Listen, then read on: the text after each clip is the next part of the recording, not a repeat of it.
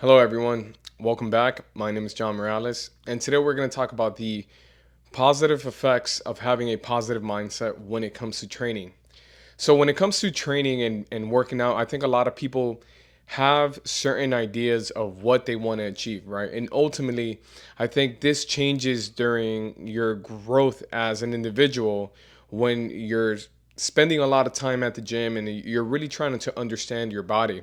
But I think that there's a couple of factors you might not be taking into consideration, right? Like, for example, the first one I'm gonna say is that motivation is a floaty. What do I mean?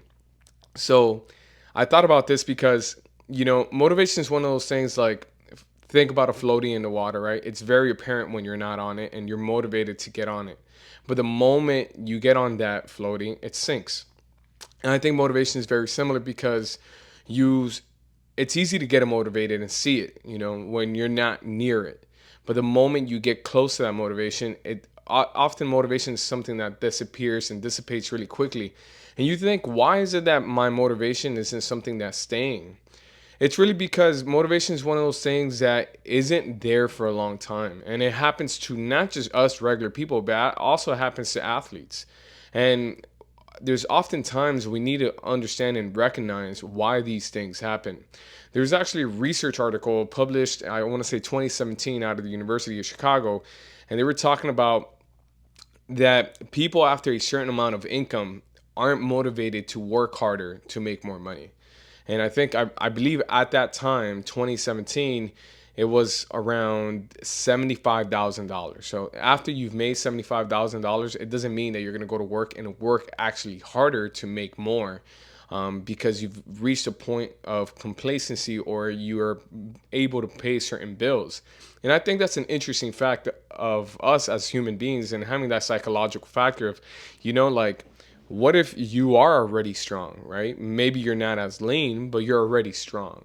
Maybe you're super lean, and because of that, you don't feel like you need to do your cardio and you need to do your endurance training, right? So a lot of these things are apparent in areas in our training, and it's really difficult for us to stay motivated in training if we never have challenges. And I think that that's big. One of the biggest part of training is finding challenges, is finding things that motivate you, um, and first and foremost, but secondly is finding things that are going to push you just enough.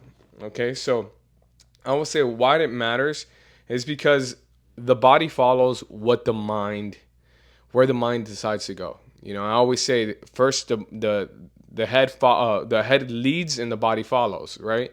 So it's important to understand that, knowing that when you're getting into something, I think sometimes it's really difficult to train without having something in mind. And I think I would say for a lot of young adults and adults, I would say recently graduating high school, all the way even to 25, that have never really had experience weight training, their motivation is probably to get bigger glutes or get a wider back, get stronger, being able to hit 225 for the first time, maybe squatting 3 plates for the first time, maybe even squatting a plate. I think these are big movements that I think a lot of people associate success with. And a lot of people think that that is what a successful strength training program looks like. But I would challenge those individuals to even put this into their mind, is that, yeah, you might be strong in those areas, but there's other areas that you might not be as good at. And I think it's important to dive into those areas that you aren't training or you aren't doing to better improve your overall performance and your overall fitness. You think about, I would say, after from 20 to 30, from 25 to 30, even to 35 or 40, you start thinking a little bit more on longevity. You start thinking about how can I take care of my body now to then later on I'm not feeling aches and pains as I get older. And this is probably, and I can say this with myself, as I've gotten older, I've realized there is a big difference in the approach, in the psychological approach, and having to take care of one's body.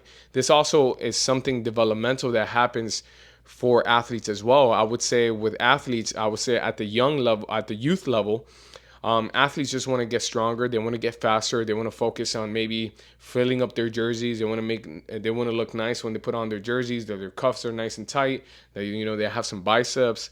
They want to look apart, and because of this, you focus on whatever coach tells you. If coach tells you you're going to go 4 sets of 10, whether that's hard or not, you're going to do it. And I think you build a great adherence to that, and you start really understanding, okay, if I put in work and then I get results.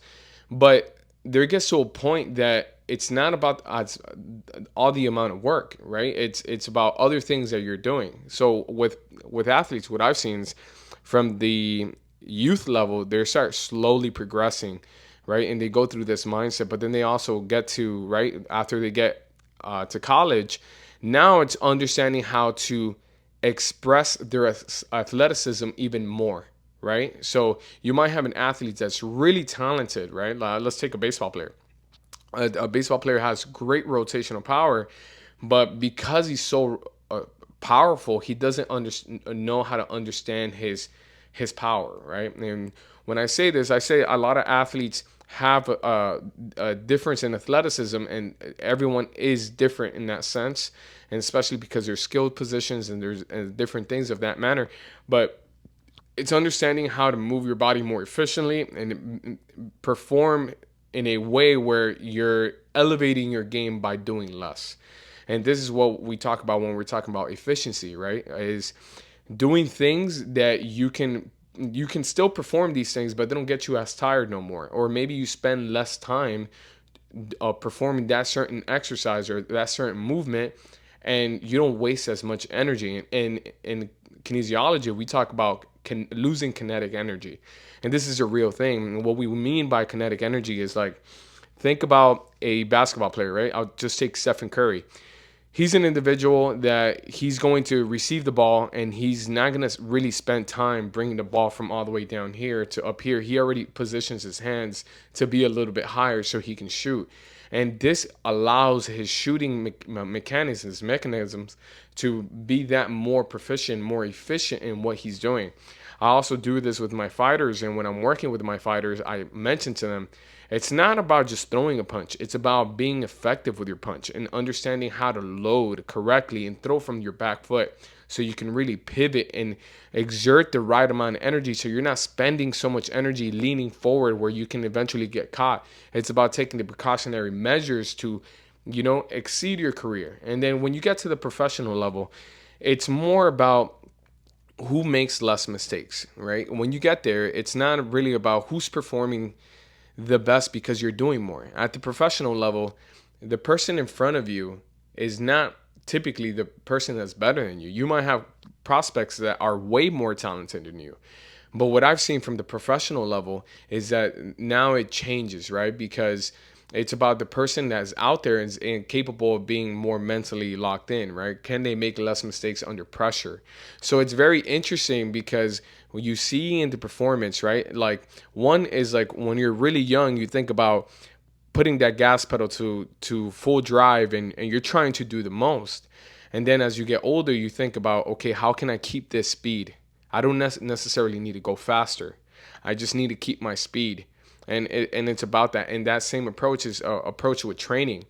And I think that this is very important, right? And when it comes to finding the mindset during training, you have to think about when are you going to be in positions to be successful. And what do I mean by this is you're not going to do things that are going to overwhelm you. And I think a lot of times people get into training and they think about fitness as if like I gotta go hard, and that mindset might have worked for you back when you first started, but going hard, that you have to really define what that is, right? Because doing a little bit every day accumulates to a lot, right? So a little bit is a lot. But the mindset of I have to go hard, if you do a lot in one day, then you have too many days of rest, then that other person that's doing a little bit every day is catching up and is doing more volume by that. And then we talk about in strength conditioning, we talk about how you can get better by just doing incremental things to improve and have a better output. And I think that this is the mindset that we need to have in order for us to improve. You have to challenge yourself and think there's other things that I can get better at. Um, Another thing is shifting the mindset and reframing your mindset. Another thing is, like, for example, like saying I have to work out. Instead of saying I have to work out, I think if you approach it with a little bit of gratitude, and this is really honestly something that you have to dive deep in with, is saying I get to work out, right? The ability for me to be able to move and do exercises and do things that some other people unfortunately aren't capable of doing is a blessing. And this is a more of a gratitude approach, and this can have a major impact on how you approach fitness, because now it stems from a place of appreciation. All right, so it's different, right? Because I think that if you don't have a coach and you're not speaking to somebody, how are you going to start thinking this way, right? Because you can get to the gym and you can be hard on yourself. A lot of us are hard on ourselves, right? We might go for a run and we're like, man, I was super slow today. Well, instead of saying I was super slow today, it was like I took easier today. I didn't need to go so hard. All right, I understood what my body was telling me. I was a little bit more intuitive, so I took it a little easier today. And that's how it is. And you allow yourself to be welcoming of those patterns and how to grow as an individual. And I think this is very powerful. This is very important and something I mention to my clients all the time. Um, I think that also understanding that days off are days off, and it's important to understand that.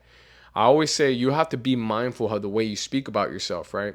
Like, I've had surgeries, right, and I've broken bones. I've been beat up in that sense, but I never said I have a bad shoulder or I have a bad knee or I have bad leg. I never say those things. I mean, why would I speak about myself in that manner, right? And I tell this to people, like, when you come train and you start training and you're speaking to people and you start saying like, man, I'm so fat. Who called you fat? You're the one that said that about yourself. No one's calling you fat. So you have to be mindful what kind of words you're saying about yourself. I always say you can't be your best friend and your worst enemy at the same time. You have to choose who you want to be to you, right? So it's really important that you highlight those things. Like, do I want to be my best friend right now, right? And what would my best friend tell me, right? Hey, like, you're doing great, keep it up, right? And I think these kind of things, right? A lot of people associate them with affirmations and reading positive things, but it's really about having a positive mindset and approaching your training with that kind of approach. You're blessed to do what you're doing, and even the things that you've done, right? And maybe you achieved great things in the past and you were an athlete and now you're not as busy in terms of playing sports, but you can still do a lot of things that are really complete you, right? Really give you a lot of fulfillment, and whether that's playing recreational things or doing things that are going to keep you busy. Um, I would say the next thing is staying motivated is about, yes, discipline. And I know that people hear this a lot, and you think about like discipline and oh man, I got to be disciplined, I got to discipline. But let's be honest, I think we're wrapped around this culture of, and I know you guys have heard this, like, hey, I'm gonna have a cheat day. I think you have to change that, right? Because, and I don't like that. I don't like when people say, oh, I'm gonna have a cheat day, because really, what is a cheat day, right? Like, I think that kind of mindset is already, like, I would never say like I'm a cheater, right? I wouldn't want to speak that about myself. So if I'm enjoying a meal, I'm not gonna call that a cheat day. I'm just saying I'm eating a food that I feel like eating, right? If you want to go ahead and have pizza and enjoy beer, go have some wings, right? Go have a burger, or whatever the case may be. That's not a bad thing. I think you just need to understand what the nutritional value of is that of those things, right? Like, if you're gonna eat those foods and they make you respond a certain way, do they make you feel good?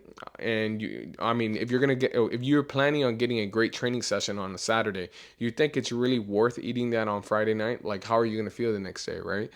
Right. So even if you want to indulge in maybe in having a night out with a couple of friends and you're, or, having a couple of drinks, or you guys are just having wine, now how are you going to feel the next day? Understand what the energy you're providing your body with today is energy for tomorrow. So you have to think about that, right? Of course, you're not going to feel great the next day if you just decide to indulge in all these things. You have to prepare your body for the next day. So I always say you have to be more aware. So if you're going to enjoy those things, understand maybe the next day it's going to be a day that you take off, right? A day you're going to rest. You're going to allow yourself to reintroduce more veggies in your diet, hydrate more, and allow your digestive system to get back into place, right? Be able to do things that you can still be active in that sense. Maybe you're going to walk a little bit more, right? You're going to spend some time with the family in that sense, but being able to do things more proactive on that end. So it's really important to understand that. Understand that, I always say that motivation, right? Like we talked about, like the floaty, there's different mountains to climb. And this is an approach that I have as a business owner. This is an approach I have with my clients. Once you achieve a goal, you have to get back down on that mountain. You achieve that goal now, get down and start walking down, and let's plan for another mountain to climb. And it's better to think that you're always climbing mountains, because if you think the goal is always to stay up in that mountain, you're going to get lonely, and eventually, you reach to that plateau, and you reach to a point that where you feel like you're not growing anymore. And the point is to find another mountain to climb, to challenge yourself and allow yourself to indulge in something further than just the right now. It's important that you don't overemphasize on the future in that sense, but be where your feet are at, but understand that your feet are constantly moving, right? And that's a better point from that perspective. Some closing thoughts is you got to have good, not only a great mindset, but a gratitude to being able to move. Understanding that the people around you, the people that support you, are going to be the biggest factor, right? Because there's going to be days that you truly don't feel like you're doing your best, but you have other people to support you. Maybe you have compliments, and you'll have constant reminders. Maybe you write sticky notes, you put it on the mirror, and it's something to remind you.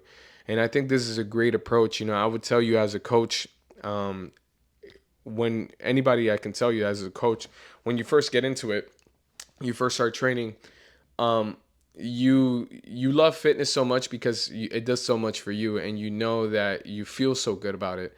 But when you start coaching, sometimes you don't really have a lot of time for yourself and to train. So as coaches, we have to find the time and really appreciate those 30 minutes, that hour that you do get, because it's a time for you to dedicate for yourself. And the most important thing is for you not to forget about yourself. And as coaches, we have to lead that way, and we have to walk that way in order for our clients to understand it and take it a step further. So I think that growth really comes from appreciating what you have, and understanding that everything that you need, you already have. So closing thoughts, I would say, be where your feet are at. Approach fitness with a gratitude. Instead of saying I have to, just say, I get to do this. And I think that's a better approach. Understand that there's an evolution, right? Your body's going to change. Your metabolism is going to change. Understand the journey and fall in love with it. It's a beautiful thing. It's a beautiful thing that your body's constantly changing. Guys, if you guys see me sweating, it's because I just ran before right getting into this podcast. So again, finding those 30 minutes, and that's what I did. But yeah, man, I'm really grateful for you guys tuning in and enjoying this kind of format and content. I really appreciate it. I'm see you guys on the next one.